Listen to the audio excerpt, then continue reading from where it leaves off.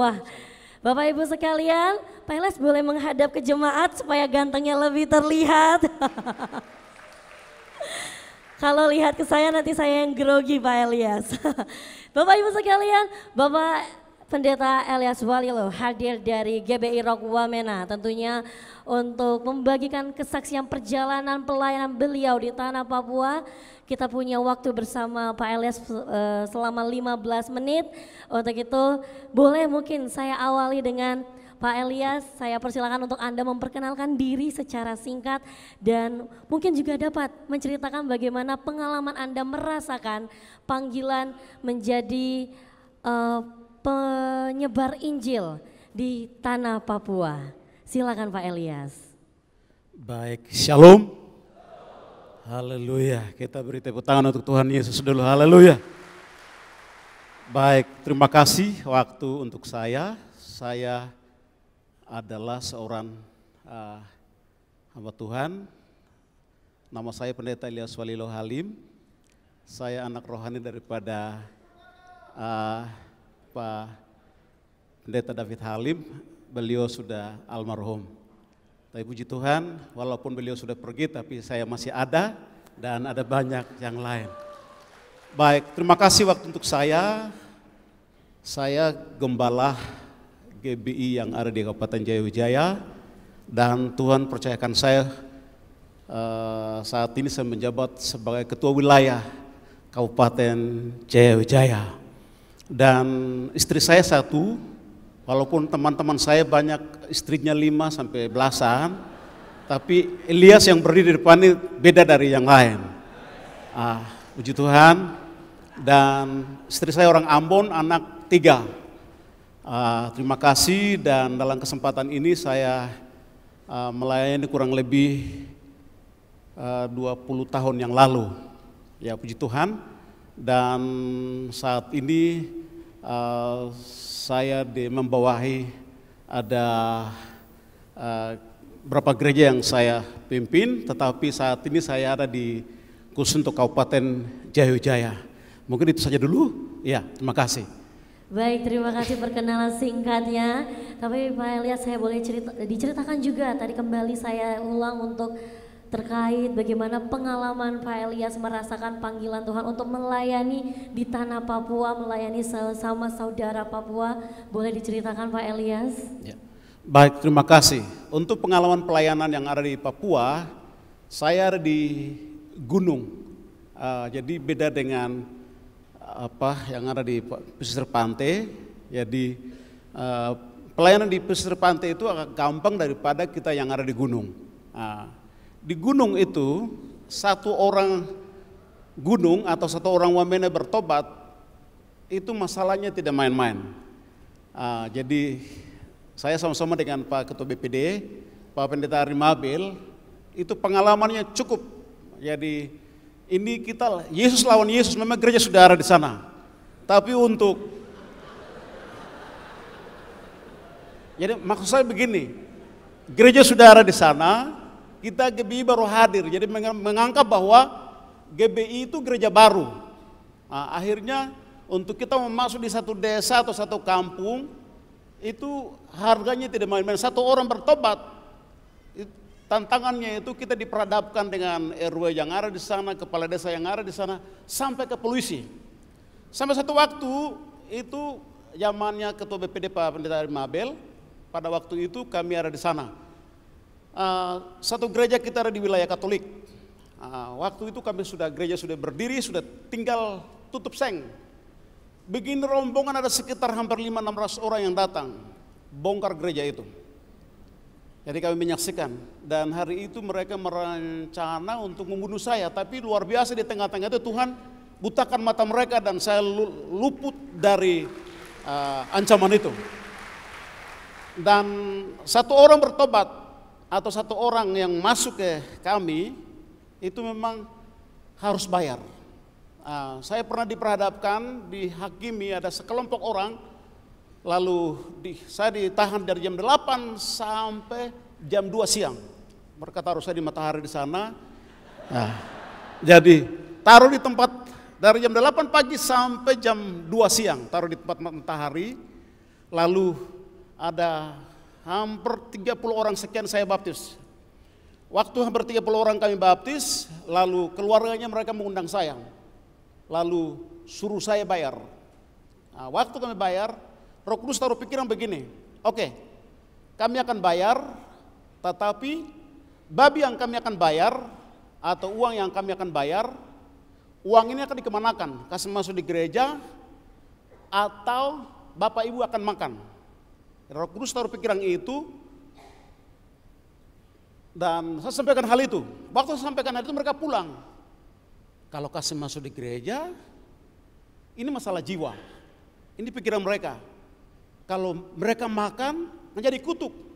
Akhirnya sejak saat itu tidak pernah panggil saya sampai hari yang ada ini. Puji Tuhan, orang-orangnya tolong Tuhan.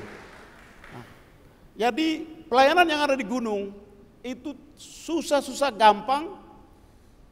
Pelayanan biasa tidak apa, tapi yang jadi masalah di sana untuk membangun satu gedung gereja itu memang tantangannya luar biasa. Tapi puji Tuhan, dengan pertolongan Tuhan kami sama-sama baik kami BPD dan wilayah kami kerja di sana, dan memang sesuatu hal yang luar biasa Tuhan kerjakan di sana. Walaupun harga barangnya itu Bapak Ibu mau tahu, semen itu 550. Harga semen yang ada di sana. Terima kasih untuk Sinode Pak Tuh Sinode, bantu kita memang beberapa gereja yang ada di sana.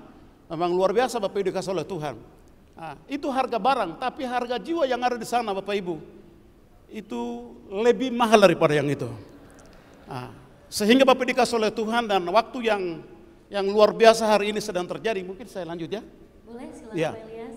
Dan puji Tuhan hari ini GBI menjadi tolak ukur untuk yang ada di Kabupaten Jayapura. Berapa hari yang lalu itu Tuhan pernah taruh visi ke saya. Saya pernah sampaikan ke teman Pak David Halim yang pernah pergi, dan juga ada beberapa hamba Tuhan, bahwa waktu itu Tuhan sampaikan ke saya bahwa lakukan rekonsiliasi.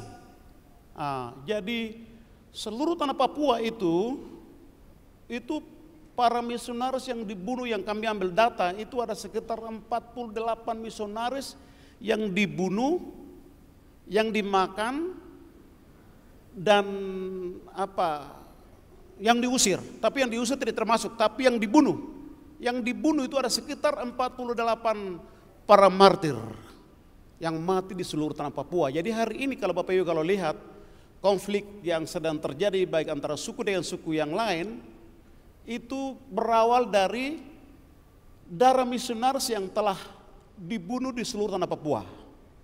Mulai Injil masuk 1855 di Pulau Mansinam sampai 1954 tanggal 20 April masuk di Lembah Balim, dan para misionaris yang tersebar di timur, barat, utara, selatan, yang data yang kami ambil itu sekian banyak misionaris yang telah dibunuh. Sehingga kurang lebih 14 tahun yang lalu saya berdoa dan uji pernyataan itu. Saya uji dan saya sampaikan kepada beberapa pemerintah, baik bupati, gubernur, memang ada yang tangkapi, ada yang tidak ditangkapi. Akhirnya bupati yang baru ini saya masuk dalam timnya beliau, tapi saya punya kepentingan cuma satu saja. Waktu saya ketemu dengan bupati hari ini yang jadi Dandim, sekarang jadi bupati Kabupaten Jayapura, dengan Bapak Gubernur, Bapak Yon Tabo. Saya datangi mereka, dan besok Bapak dua akan jadi bupati dan gubernur. Ini Tuhan katakan seperti itu, Bapak dua besok akan jadi bupati dan gubernur, tapi saya pesan cuma satu. Saya bilang begini, rekonsiliasi. Karena di tanah ini banyak hamba Tuhan atau banyak martir yang telah mati, maka kita selesaikan darah mereka. Oke, Pak Pendeta, kami siap. Kalau besok kami akan jadi bupati dan gubernur, kami akan menangkapi apa yang Bapak Pendeta akan sampaikan. Akhirnya puji Tuhan Bapak Ibu, setelah mereka dua terpilih, lalu saya bawa mereka, dan visi ini mereka taruh menjadi 100 hari kerja mereka. Puji Tuhan Bapak Ibu, tanggal 30 Juli, tanggal 31, dan tanggal 1 Agustus. Begitu mereka masukkan 100 hari kerja untuk melakukan rekonsiliasi, mereka panggil saya dan untuk kami lakukan acara rekonsiliasi. Akhirnya mereka meresponi, menyiapkan dana, dan saya berdoa untuk kira-kira siapa yang datang untuk khotbah untuk acara itu. Saya puasa 2 hari. Saya tanya semua pendeta, saya tanya nama semua. Begini Tuhan bilang, Roni. Roninya ada di sini. Jadi Roh Kudus bilang, sebutkan Roni punya nama. Jadi saya telepon Pak Jerry tolong kasih pendeta tuh punya nomor dulu. Akhirnya saya telepon beliau, puji Tuhan, beliau ini 3 kali batal. Pak pendeta bisa cerita kah? 3 kali batal. Jadi dari tanggal 14 sampai 15, 16 batal, terus tanggal 20 batal. Akhirnya beliau punya jadwalkan padat. Tapi demi untuk Wamena Bapak Ibu, apa yang terjadi? Datanglah beliau tanggal 29, tanggal 30 dan 31. Bapak Ibu, apa yang terjadi? Waktu kami lakukan semua, saya masuk dalam anggota PGJ dan saya mengundang 17 denominasi yang ada di sana, termasuk kami orang penting, artinya saya juga ketua wilayah dan ketua BPD juga orang GBI, Pak Pendeta Ari Mabel. Dia ketua BPD sekaligus ketua PGJ Papua Pegunungan. Akhirnya sampaikanlah visi ini dan diresponi oleh pemerintah provinsi dan pemerintah kabupaten. Puji Tuhan Bapak Ibu dikasih oleh Tuhan, 5 misionaris yang dibunuh di lembah, kami telah hadirkan mereka, lalu kedua belah pihak saling minta maaf satu dengan yang lain. Setelah itu selesai, perdamaian itu selesai, lalu tanggal 30 itu sejarah baru mungkin di Indonesia ini. Bapak Ibu, tanggal 31 Juli itu semua transportasi udara, entah itu pesawat yang kecil sampai yang besar, dan juga mobil, motor, kios, toko, dan semuanya lumpuh. Dan itu tidak ada aktivitas. Bupati perintahkan untuk semua puasa, babi anjing pun puasa. Jadi babi anjing pun puasa Bapak Ibu. Akhirnya hari itu Bapak Ibu, Wamena jadi kota mati. Semua nih jadi, dan puji Tuhan mungkin ada video di sini ya, bisa kasih.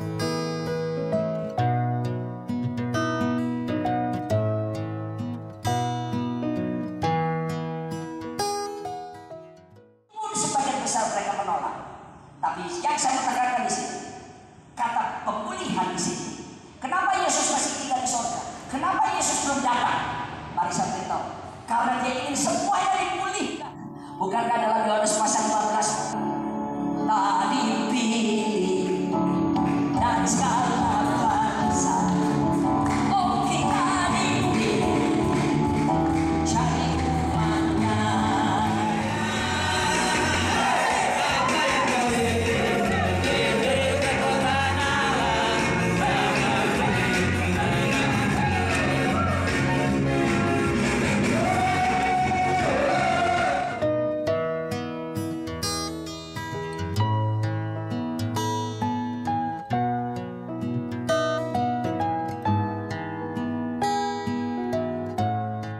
Saya akan lanjut sedikit dulu. Maaf ya tidak keburu waktu Oke. Jadi Bapak Ibu, setelah puasa Pak Roni langsung materi mulai dari jam 6 pagi sampai jam 3. Jadi beliau ini punya pantai di sini, tulang sini ada. Jadi akhirnya saya gelisah juga, dia balik ke sini. Sampai selama 1 hari itu beliau kasih materi. Jadi Bapak Ibu itu semua 17 denominasi. Ini kepala sukunya ada di sini. 17 denominasi hadir dan mereka mendengar materi yang disampaikan oleh Pak Pendeta. Ternyata, wah pendeta ini kita undang untuk datang untuk bikin KKR di Wamena, itu menurut semua teman-teman yang ada di sana. Akhirnya Bapak Ibu, pemerintah memutuskan untuk tanggal 31 Juli, Pak Bupati selama jadi Bupati, tanggal 31 Juli itu menjadi hari ketetapan berdua puasa selama 5 tahun. Baik, terima kasih Pak Elias. Mungkin boleh sambil untuk kita menutup juga, Pak Elias mungkin boleh berikan pesan untuk Rock International Ministry, baik yang di luar negeri ataupun yang di Indonesia, untuk mendukung misi kerajaan Allah di tanah Papua. Ya baik, terima kasih. Tolong untuk berdoa untuk kami, sehingga hari ini GBI yang ada di Wamena menjadi tulak ukur, menjadi jawaban baik pemerintah kabupaten dan juga provinsi Papua Pegunungan. Jadi dampaknya itu Papua yang lain. Jadi kami berapa hari yang lalu ketemu dengan Pak Gubernur, bahwa Gubernur akan sampaikan ke Papua-Papua yang lain. Acara yang dilakukan di Wamena itu menjadi tolak ukur untuk semua Papua yang lain untuk mengakhiri konflik yang sedang terjadi di sana.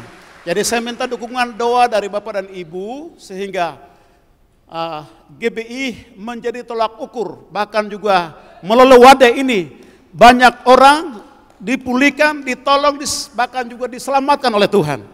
Mungkin ya. Saya tambahkan, kamu sini. Dia bisik kepada saya, Bapak, saya butuh mobil Bapak. Dia ajak saya jalan. Dan ternyata ada satu mobil, karena memang tanahnya di sana gunung-gunung ya, dan berat saudaraku. Dan kemarin dia naik motor, dia jatuh saudaraku, ininya luka ya. Saya pikir ayo kita yang tergerak hatinya, kita sama-sama urunan, perlu. Ya itu aja lah. God bless you. Supaya kamu nanti naik gini, tapi jangan ngebut ya. Terima kasih Pak Roni, terima kasih Pak Elias. Ada lagi? Sudah cukup, terima kasih, nama Tuhan dipermuliakan. Terima kasih banyak Pak Elias. Terima kasih. Mau bicara banyak tapi sudah tidak apa-apa, waktu sudah habis. Nanti kita lanjut lagi Bapak ya. Terima kasih Bapak Ibu sekalian. Itu dia kesaksian luar biasa yang bisa kita dengarkan. Bagaimana tantangan dan kesulitan sebagai warga kerajaan Allah yang hidup di tanah Papua, tapi Tuhan nyatakan dan berkat pertolongan Tuhan semuanya menjadi mungkin Bapak Ibu.